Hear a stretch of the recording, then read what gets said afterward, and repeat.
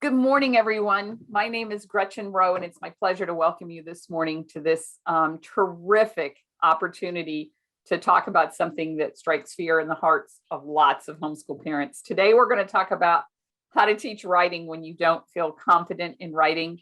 And I have the privilege of being joined by my colleague, Kim Wampole, who is our language arts curriculum lead. Thanks, Gretchen. Hi, everyone. I'm Kim. I've been working at Demme for a little over a year. I was a teacher before that for 18 school years. I spent most of my time in elementary school in Washington, D.C. So I live right in Maryland. I would drive into D.C. To teach mostly at private schools. And I also worked summers there at a school that had pull-out programs or summer programs offered to students with diagnosed reading disabilities from a range from about 6th grade to kindergarten. So that's pretty much where I spent most of my time. Came over to Demme. I'm sure everyone knows because of the pandemic. So. But we are delighted to have Kim with us. She has made tremendous contributions to the company since she's been here. She's also a terrific artist. The picture you see behind her, the painting, is of her dog Stella. And so she brings many talents to the table. Today, I roped her into having this conversation because I've just come off of 2 homeschool conferences and had lots of conversations with parents who say that teaching writing is the bane of their existence, and they would like some assistance with regard to that. So we have lots of things to talk about today. And I think where I want to begin is, Kim, can you offer parents some affirmative words when they're anxious about choosing a curriculum? Why is it so advantageous to be in a homeschool environment to teach writing? I think it's advantageous because you can tailor the curriculum directly to your student and meet them where their needs are. You can create interest because you can have them choose things that they're, choose to write, like their favorite story or their favorite author, and you have a lot of freedom in creating those projects. Terrific. And one of the things that we're going to talk about today is Write Shop, which is the newest acquisition for Demme. And Kim was integral in the that selection process and helping us bring it to fruition. And she has a PowerPoint that she's going to walk us through today in just a few minutes, because I think this will help frame for a parent who maybe is trying to figure out where do I pick up this stick and how do I carry it? This will give parents a better idea of what it looks like to have a Write Shop writing experience. But before we begin there, Kim, how can I teach writing if I'm not a good writer myself, if I am not confident in me? Well, pick a model. So if you're not confident in your own writing ability, find an author or find a short story that does demonstrate what you want your child to write like. So I like to kind of equate writing and art. So if I want to learn a new art technique, I find an artist that I really like that is using that medium. And I look at what they've done. And, if it's Bob Ross, I just watch the video and do what he's doing. I imitate it. So you and your child can imitate good writing. It's an actual writing technique. It's not just pulled out of the air. So find some models that are outside of yourself and use those models to teach what you want to teach. Terrific. That's, imitation is the sincerest form of flattery, right? It helps us get started. One of the things that several parents said here in their questions is writing is not fun in their household. And I have been known to say not everything has to be fun, but in your opinion, how does a parent make a writing experience more enjoyable for their student? So I will go over in the PowerPoint. I think I'll hit on this a lot more. But I've always found one, trying to find that really high interest topic and reading that. So if your child loves sports, can you find a bunch of sports stories? Can you find some common elements? And then model a piece of writing on sports. So get them talking and get them interested in a topic, and then say, wow, like it sounds like you have a character here who loves to play baseball. What problem might your baseball playing character have? And kind of use that as your way in. So you want to find that little tiny way in, and it might seem ridiculous that you're writing 5 sports stories in a row, and doing nothing but that, or taking that one baseball playing character and writing multiple projects off of it. But you're trying to find that way in. Once your child creates even the tiny amount of interest, if they can then get someone to respond to their piece of writing in a positive way, they'll start to see the purpose behind writing. So we want to get in, whether that means that you're writing for your child because they just don't want to pick up the pencil, but get those ideas going, and then get your kid to the purpose of writing, which is to share it and to communicate. And then if you can do that, then you can kind of branch off, right? You can move over a little bit, maybe get away from that baseball playing character and do something else with it. And I think that's one of the things that makes Write Shop a really terrific program is it's not prescriptive. It doesn't tell you have to write about Roman soldiers. It tells you to pick a topic that interests your students. So that I think helps heighten the desire for a student. If they can write about something that interests them rather than something you've assigned them, you might find a better experience. So with that, Kim, how about let's dive in a little bit with your presentation and talk in more depth about what parents will find within Write Shop. So reluctant writers, there were a lot of questions that we saw about reluctant writers, struggling writers, just all kinds of issues, trying to get interest, create fun, create, all of these things, get more out of your student. So when I meet a reluctant student, the first thing I try to do is get really curious about where it is.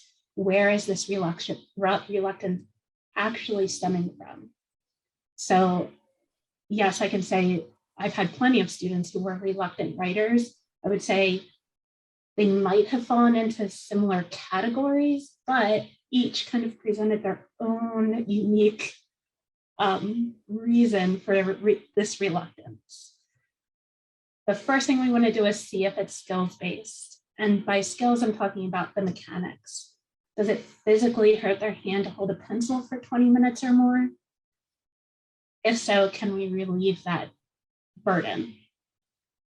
Are they having trouble forming their letters? Is their letter formation so slow, or does it take up so much of their thinking that their writing cannot keep up with their thoughts or their ideas? Or is it their spelling? Are they either so worried about spelling or lack so many skills in spelling and have so much concern around their spelling that, again, their ideas are up here, they're being thought, their spelling isn't keeping up, and therefore that idea gets lost or they just get frustrated. So one of the ways that you can test to see if this is going on is to do some copy work or to do a dictation and see and watch their mechanics. So if I give a 9-year-old maybe part of a sentence that is a familiar sentence or an easy sentence, something they could read on their own, can they hold that chunk in their head and write it without having to ask me to repeat it? Is that chunk taking so long that they forget what I said, even though it was something common? It's not an uncommon or a crazy sentence. It's something typical. So if you start to see those struggles, then you know that this might be a skill-based reluctance. They just might be struggling with these mechanics. your approach is going to be different, right? If I have a skill-based reluctance, then being the adult, being the scribe, is my best approach to getting my kid to write and getting over that reluctance. So they're giving their ideas, I'm writing because I can write faster and I don't have to worry.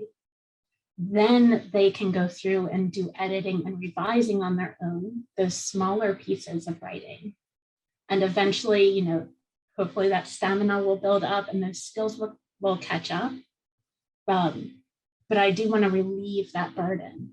The time to teach writing when we're teaching writing is not the time to work on stamina or the formation of letters or their spelling skills. You can find other time to work on those things and they should be developed, but it's not during the writing process. So that's when we would have a scribe. So you check out the skills, check out the mechanics, everything seems to be going fine there. Now you need to find what else might be the cause of this reluctance. Could it be a matter of interest? Maybe they're just disinterested, but then dig a little deeper. Try to figure out, is it just this project that you started them on? Is it the method that you're using to teach writing? Is it the time of day? Or did they do every other subject and now they're tired? And try to dig in, why aren't they interested in this? So this is where it might get a little frustrating because you feel like you're trying programs or you feel like you're trying things and nothing seems to be working. But if you can truly identify that it is a level of interest, keep picking their brains and keep maybe trying the free samples of things out until you hit on a way in, right? We need to create that path in and get that one piece of writing or that one project that clicks. And once we have that path in, then you can figure out what else to do and kind of grow that. Now you'll notice off of the interest, way far away, I just have the general lack of interest. Try not to go there until you've eliminated everything else that could possibly be a cause of this reluctance. We want to believe that everyone has at least some interest or some way in. So we really do want to exhaust everything before we just say a child is disinterested. And, you know, writers of all different genres and places and newspapers, like there's so many ways into writing that we really can exhaust a lot of ideas and paths before we make that general conclusion. What I found in my classroom was sometimes it was the length of the process that just made kids shut down. Either the length of the process caused a lot of anxiety or worry, maybe because they didn't understand the process, or the process just seemed burdensome, but maybe there was some anxiety there around like the whole process, or how do I do the process, or understanding the importance of each part. And sometimes the length of the process just bored kids. So how can we pick up the process or make each step really meaningful and kind of poppy to get over that boredom of this idea of working with this piece for 3 whole weeks, and then I read it and then I reread it, then I edit it, and then I have to go back and then I publish it and now I have to share it. If there's boredom there, maybe we can eliminate a few of those steps. Maybe we can punch one of them up that's really creating some boredom around it, or shorten just that step until they kind of start to see more of the purpose of that. And the last one is just telling your students what the purpose of writing is, and then creating instances where they can see the purpose of their own writing. So think of the purpose of writing as communication, where you get to choose each of the words that you use to communicate your ideas. So unlike talking, as I'm terrible at talking in front of people and presenting, so I would be much better if I just wrote this all out. That's why I created a slideshow, because, you know, I get all tongue-tied. But when I write, I get to choose each word and I can think about each sentence. So I can communicate really, really clearly in my writing. We need to get kids there and understanding the purpose behind the assignment. It gives them a little bit of power. It makes them understand their choices a little bit better. So if you think it might be an issue with understanding the purpose, is it a lack of understanding or a lack of caring? So those are two different approaches. Sometimes the lack of understanding is just walking your child through their first project, publishing it, and then seeing the reaction from an audience member. That could be a single person, not the instructor, but a single other person, or it could be a small group like the rest of the family. They could send a letter and get a letter in response from a grandparent or someone, but to start to really see the purpose of writing as a tool for communication will go a long way to kind of overcoming that reluctance. If it's a matter of not caring for the purpose, we're again going to try to find that path that creates that sense of caring. So this is when we have to go back, kind of like interest, and trying some different things out until they really actually see the impact of this form of communication.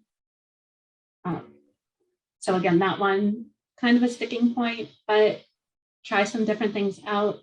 You'll see in Write Shop, there's a lot of different genres. There's a lot of different activities to do with the projects. So it kind of creates a lot of different ways to kind of get in and create some caring around this form of communication. I don't know, Gretchen, if you have any follow-up questions before I No, move I think that's I really liked what you said. I was taking notes about getting really curious on where your reluctant writer's reluctance really is.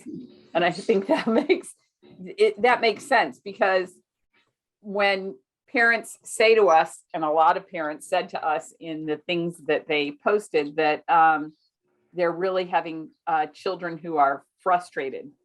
And so if we can sort of peel back the layers of an onion as parents and figure out where that frustration is being generated from, I think it'll make a tremendous difference for parents. Can you talk a little bit about the process now with your PowerPoint? That would be amazing. Sure. I really like the process of Write Shop. It was when I first looked at Write Shop, I found that it was kind of very similar to what I had done in my classroom when I was creating writing curriculum. So we had a lot of questions that were about, how do I know what skills to teach? So I actually kind of wanted to create a slide before this. We're going to go back to that idea of having a model text. So every level of Write Shop has modeling. It's of different kinds at different levels, but there's a model. So I picked all the samples here from book E, which is in the junior set. And I tried to pick it because it's kind of right in the middle, like a sweet spot between all the products. So I'll talk about this, but there's a model text. This is the mystery writing unit. So there's a model text, it's a mystery. And if I were writing this curriculum myself, and I wanted to write about mysteries, what I would do is I would find my model text and I would look at it and see what can I pull out of that model text that I can then use as the skills that I'm going to teach. So they pulled out the parts of a mystery as a genre. So having your detective, having your suspects, giving some clues, building a mystery, and then having that final solution, right? So they're going to build some skills here. Before any writing happens, we're going to build the skill of learning what a mystery is and the main elements of it. In here, they're using this simple card game that goes over some of these keywords: suspects, clues, problem, solution, and they're just playing a game. It's all you and your students talking through these elements. So that's one skill. That's our writing genre skill, right? Then the other skill that you'll see is it is here. So in the model and teach, one of the skills that was pulled out in the grammar packet is quotations and using dialogue to keep your story going. So they used that model text and they said, oh, mysteries are a great time to introduce dialogue because the detective has to interview these suspects. So it's the perfect back and forth time. But then you have to think, if you are creating your own curriculum or you're trying to do this on your own, what are the other things that a student needs to know in order to create a quote? They need to know all their end marks and the purpose of all their end marks. They need to know the purpose of a comma and how to use a comma. So maybe the unit before you teach friendly letters or writing letters because of all the comma use. So you can talk about the purpose of comma for separation. That will make sense then when you afterwards go to teach dialogue, but it's not any more scientific than that, than putting things in order and thinking through what the student needs to know in order to have this new learning. So I know there were a lot of questions of what skills to teach when, but you can use the model text to figure out which skills to teach when, and then kind of shift them around and see what builds on one another. I think So one of the anyway, the important model- observations here, Kim, is that you're engaging in the process of teaching writing here, but the student still hasn't really put a pencil on paper yet. What we're doing is we're exploring here, and that allows perhaps a reluctant writer to enter in where they might have just being hit with a writing at the gate. Sort of fosters that reluctance. In this way, this sort of gives them an on-ramp to the writing process, which is helpful. And hopefully building that excitement around it and just like enjoying some of these writing activities. So we don't have to put a pencil on paper. Afterward, we kind of don't put a pencil on paper. And then if those mechanical skills are your issue, you're going to continue not to put a pencil to paper because you're going to be the scribe. So yeah, so the model and teach. In the background here is the sample text. It's a very short story that tells a mystery, and it has all of the elements of a mystery. The reason it's so short is so that you can keep referring to it and rereading it, and it's not going to be a huge burden, right? So yes, there are mystery chapter books, and that would be very cool if outside of this, your child were reading mysteries right now for these 3 weeks, or they had a chapter book going, but that huge book can't be our model. We want to find these shorter pieces so that we can keep going back in and it doesn't become this overwhelming time-consuming burden. For the model and teach, you use this model writing first, and you look in it and you see from that skill builder game if you can find those key things. Can you find the clues? Can you find the suspects? Can you see what the detective is doing? Is there a good solution at the end that brings you some satisfaction as a reader? So then you're looking through all these elements. Then you're looking at the dialogue and actually looking at that mechanical skill of putting a quote and how that dialogue is kind of separated, right? When our characters are talking back and forth. So you're using this model to teach that grammar and mechanical aspect, as well as the genre aspect. All again, before we're writing, these are all pre-writing activities. So the next part of modeling is to create one together. I like this idea that it is together, so the burden isn't completely on the parent to come up with some great creative idea.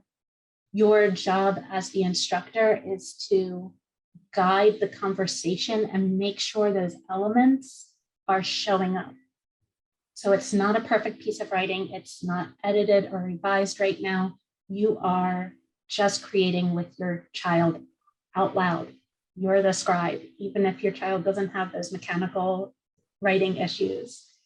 And you're provided with this nice script. So those of you that aren't confident in your ability to teach writing or to get those ideas out of your child or to direct the conversation in an age-appropriate, skill-developing way, these dialogues and scripts are provided for you with possible answers and ways to praise and ways to carry the conversation forward, but also ways to use that model text to write your new piece.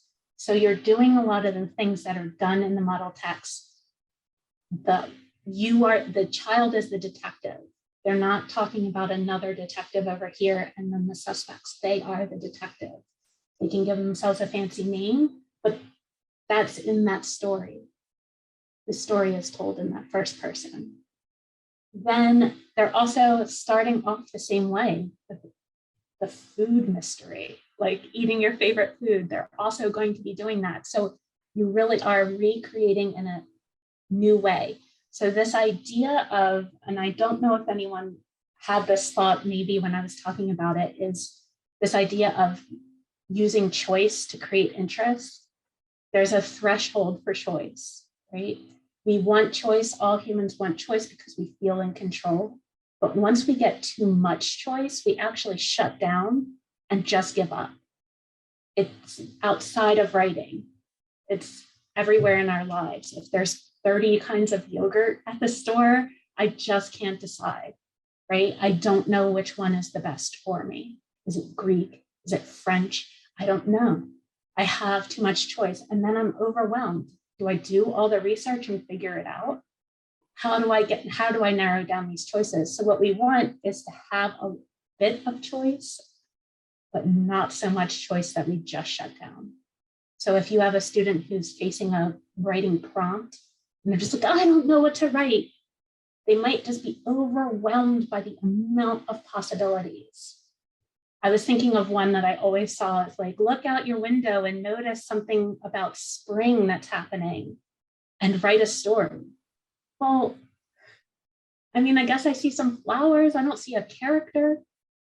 I mean, my character could be, it's just out there. I have to think of this character on my own. I see some flowers. I guess my story will have flowers in it.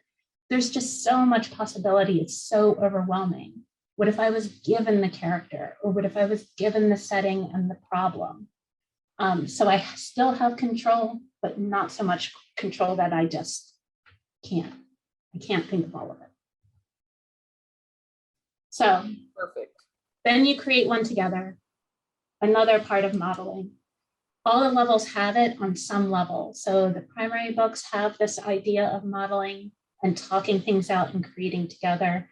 And the teen books, books 1 and 2, also have modeling. The teen books have a lot more provided student created models so that that you and the student can kind of see what type of writing should be happening and comparing some of those samples. So you might have more than one model where you're looking at 2 side by side and seeing how different people or different authors have handled the skill that they're working on or the genre that they're working on. So we're still not writing. I mean, the parent's written, you've come up with this idea, you've written an entire story together that models after the main story, the missing phone in this instance. Then you're going to do some more skill building. Again, this is still before you're writing, your child is writing on their own. They're going to look at a new element for their story writing, a little bit of growth from their other story writing in the lessons before. They're going to talk about opening the story and closing the story and kind of making those mirror each other a little bit. So it's a new skill, still based on the model text. So they have different beginnings and different endings for that model text. They're going to talk about some of the features of these different beginnings and endings and how they match. And that's their skill builder. So when your child does go to write, or you can look back at the model you just wrote and see if that's happening. So that might be a good place to go back in and say, how can we mirror this? Or how can we make this more exciting before your student starts writing their own? Another way to just grow the skills just a little bit and have this new idea coming out. So they've written stories before, but they haven't concentrated maybe on the beginning and the end.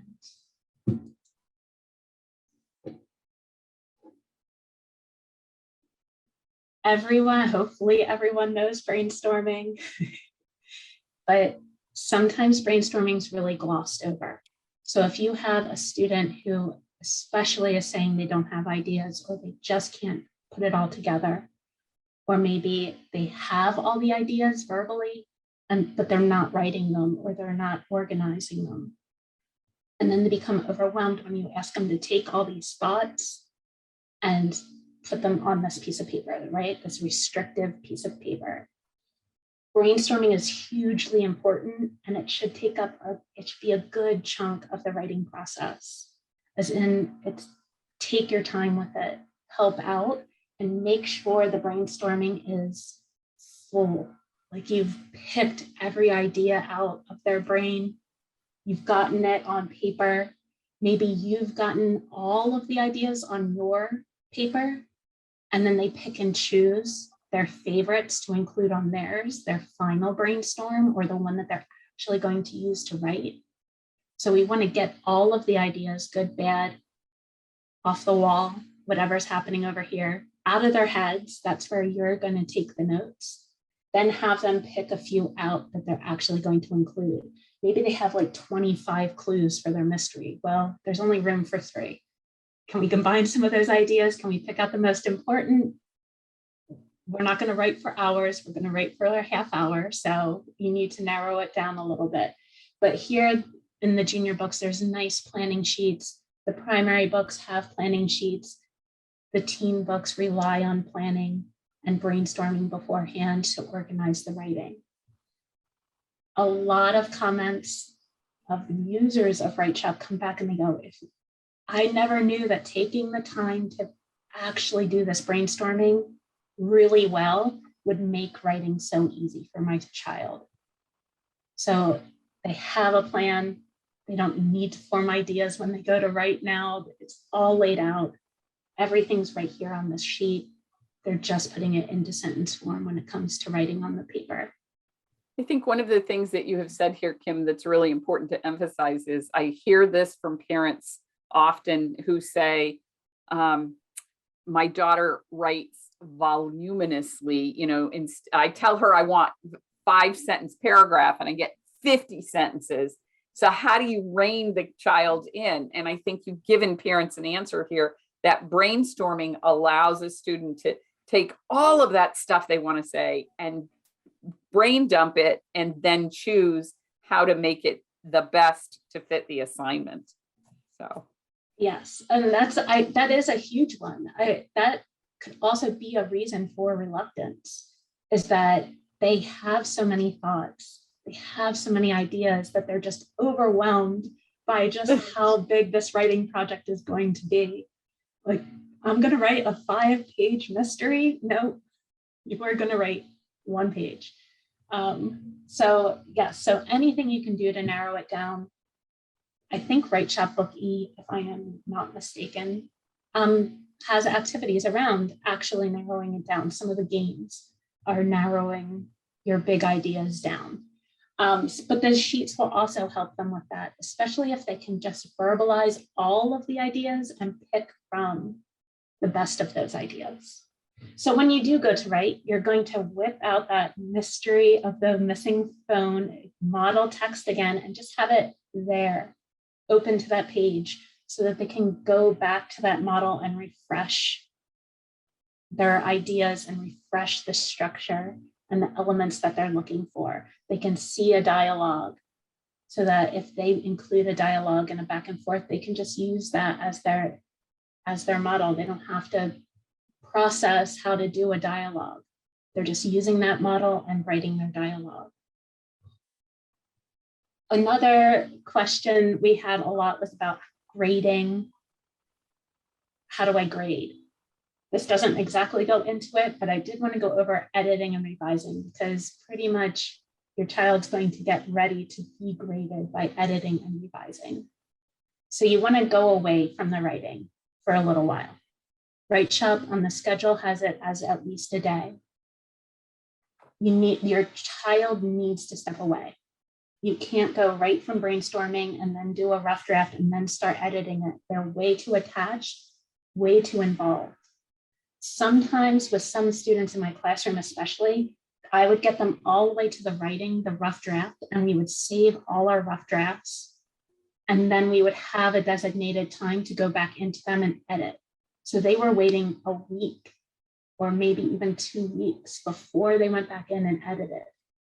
the thing that it did was it created distance and it created a new way to look at their writing. They weren't so involved and intense about it. They weren't in love with their ideas. They could look at it a little more clear-eyed.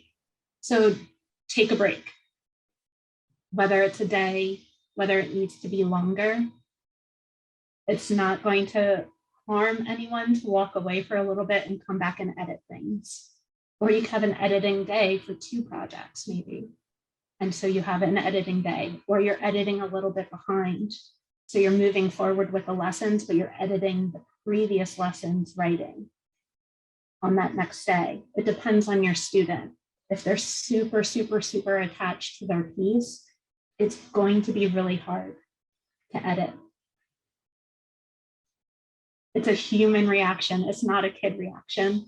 I'm working right now with adult writers.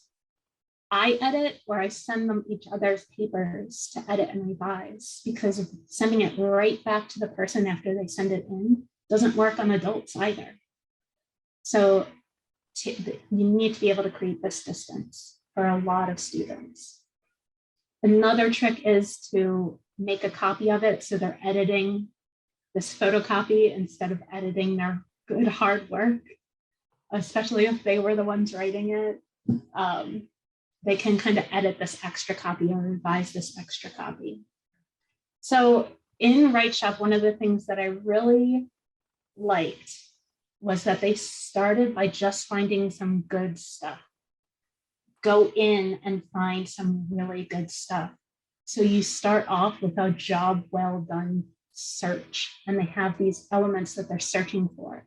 So they've already talked about concrete adjectives and using these really great describing words. So on their job well done search, they go back in and they find somewhere where they really describe things well, and they highlight it. And it's like, awesome job. Like, you celebrate the best parts of this piece of writing. That's an awesome way to start. For a really reluctant writer or someone who just doesn't want to touch their work, you could start there and then just kind of stop and take a break. So let the good and be celebrated. Maybe give them a little bit of break and say, let's look and see if we can find a place for improvement.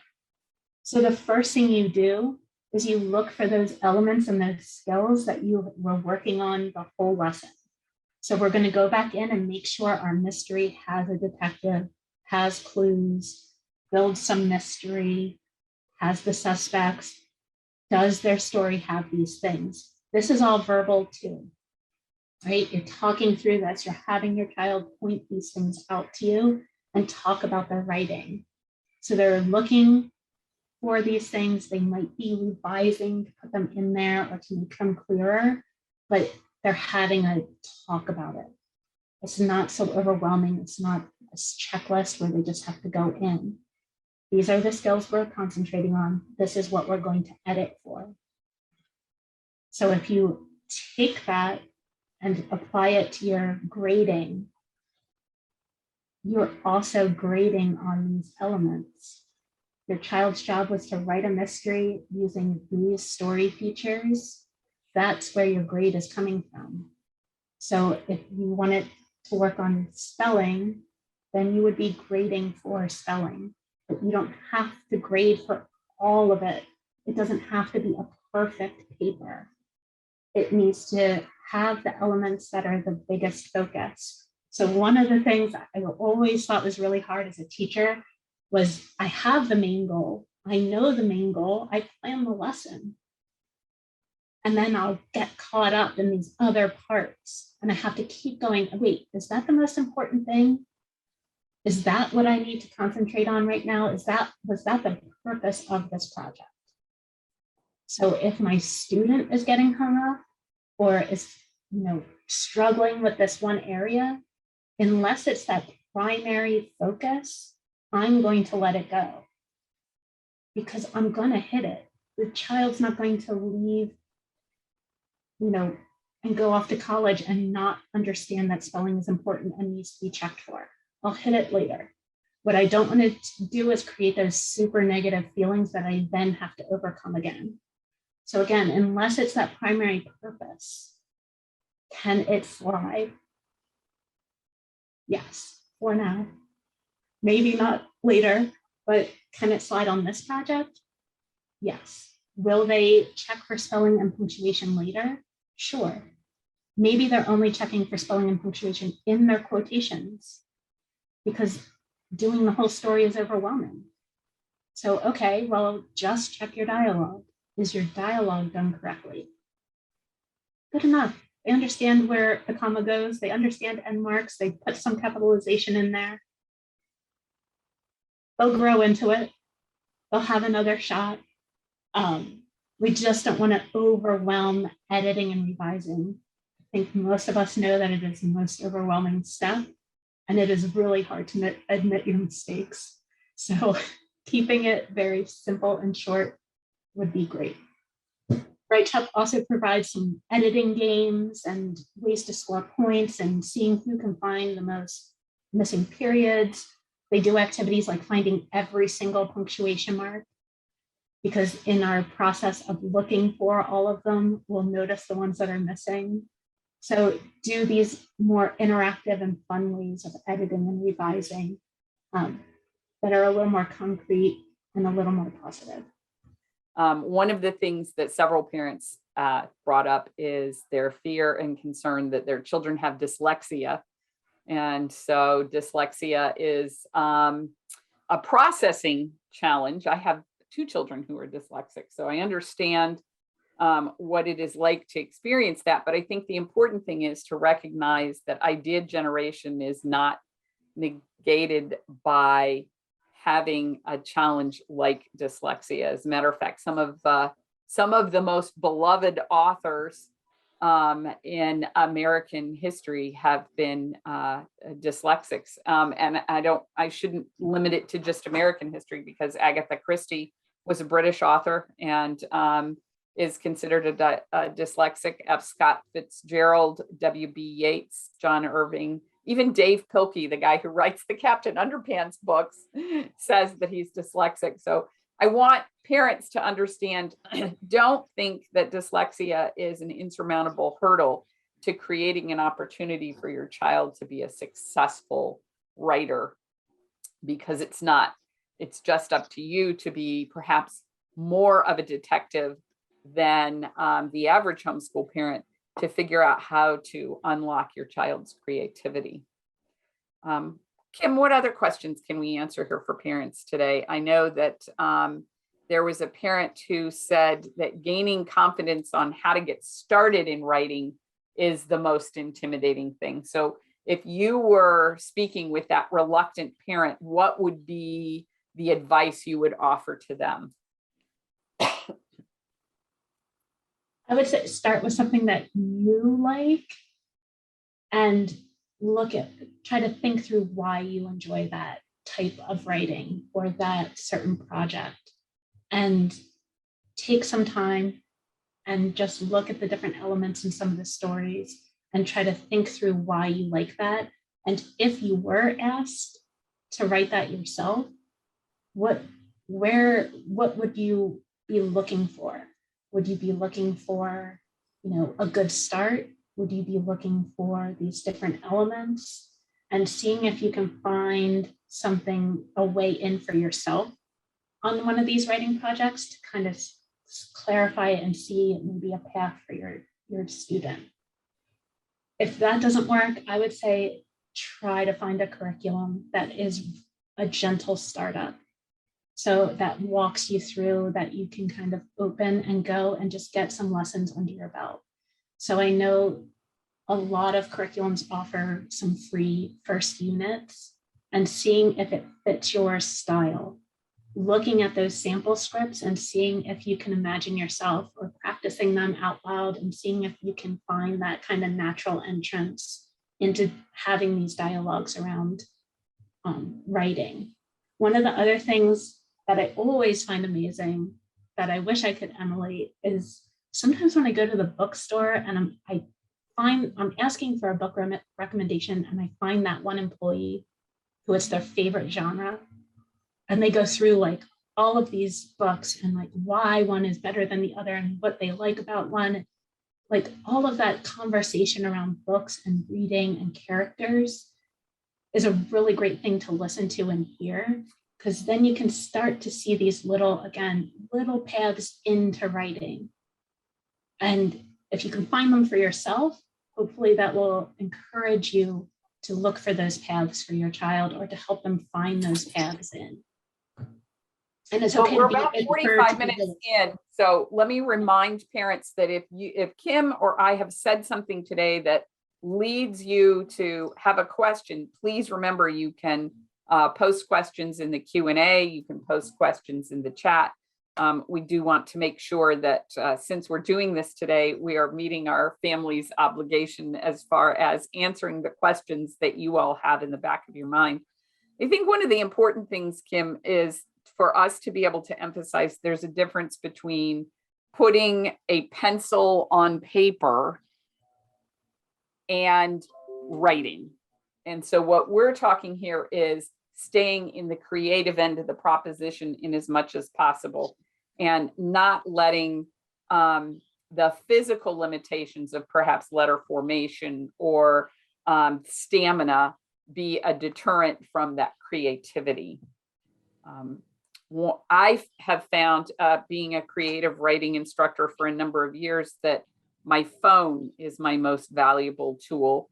I'm not a particularly patient person, and even though I type very quickly, I have found it to be tremendously beneficial to open an email on my phone, hand the email to my student, hit the microphone button and say, tell me a story. So using the framework that Kim has given, that gives you another way to keep your student from being reluctant to put that pencil on the paper because you're staying in the creative end of the proposition. And I think that makes a tremendous difference for parents. I have checked. Sorry, that can help too with that brainstorming idea that you're scribing every idea. It's really hard to keep up with, especially if you have more than one child doing the project and brainstorming together, and you want it to be natural and you want it to flow. And if you're saying, wait, let me get that down, that interrupts that idea flow. So using that assistive technology in those ways can really help too. It takes the burden off of you a little bit, and you can concentrate just on guiding that conversation. Absolutely. I think that makes a tremendous amount of difference. And being able to keep a child in the creative end of the experience can do a lot to surmount the kids who really feel like they're struggling. One of the things I think that is important for us to emphasize is there's a difference between encouraging feedback as parents and punitive feedback as parents. So I think Kim did a terrific job of explaining, decide what you want to evaluate for, but bear in mind that creative writing is the most difficult thing we ask a student to do. And so maybe that's not the hill you want to die on for spelling as well. Maybe it is easier to reward your students for the things that they have done correctly. Like, oh, I'm so impressed that you started each sentence with a capital. I'm so impressed that you concluded each sentence with some sort of punctuation. Makes it much better than being the goddess of the red pen. And but also that goes back to communication, right? Because you use these end marks, now I can follow your story. I get your ideas. I can follow the story. You have communicated your story clearly. So if we try to put a spin on it, a lot of times that will help out. I also like to think of, especially creative writing, that it's an art. You can consider it art. You are choosing these words. You are, especially when you're describing, you are choosing the words that you want to help your reader get the same picture as you. So I don't really want people to critique my artwork. So that's where that sticking point comes in. So if you think of your student's creative piece as a piece of artwork, then it becomes really hard to grade. Use that as like a warning sign. That's why we're looking for the job well done. That's why we're focusing just on the story elements that are really important. or just on this one aspect of mechanics, is because we are touching their creation, right? We're asking them to change their creation. And that can help you step back from all those editing ideas and all the overburdening the child with edits, is that you just need the communication to be clear. That's how much you need to edit. I think that's really terrific advice. And I think one of the other things that we as parents fail to take into consideration is looking in a writing process over the long term to see the growth. So I always encourage parents to hold on to every writing composition your student has. And maybe you live in a small environment where it doesn't behoove you to hold pounds of paper. You can certainly take a picture of those writing assignments and put them in a folder for your student, because I know in my family with my 6 writers, some of the fiercely funny moments were going back and looking at some compositions that started in the beginning of the year and the encouragement that is wrought by being able to see how far you've come. So I think that's a good thing to encourage parents to continue to do. Kim, we have about 5 minutes left. In closing, what do you think would be the important things for us to share with parents so that they could take away from this good information? I think when you're struggling, to just really get curious about where those struggles really are, and then working hard to find that way in. It's just really important. It can be a really small win, really small. But once you get there, then you can grow from there. So I think thinking of it all together or as writing can be overwhelming for both the instructor and the student. Can you find the small path in? Can you find something that you really love and that you find, that you can teach or that you feel comfortable teaching? For instance, a friendly letter is a really good path in if you're struggling with teaching or finding a way in, and a student is struggling with the writing process. One, the purpose is very clear. You're going to mail it, hopefully to someone that will write back, and you're going to get a response, whether it's a phone call or another written letter. But that creating that purpose is there. It's something that's very structured, right? You have the date, you have the greeting, you have the commas where they need to be. You can teach about addresses and more commas, get them ready for that dialogue in your mystery. But it's a good path forward, or finding these little projects to create these paths forward or find your way into writing. Kim, thank you so much for taking an hour of your day and investing time with our families. I'm so grateful for it. And I hope we get to do something like this again soon. It's been really tremendous.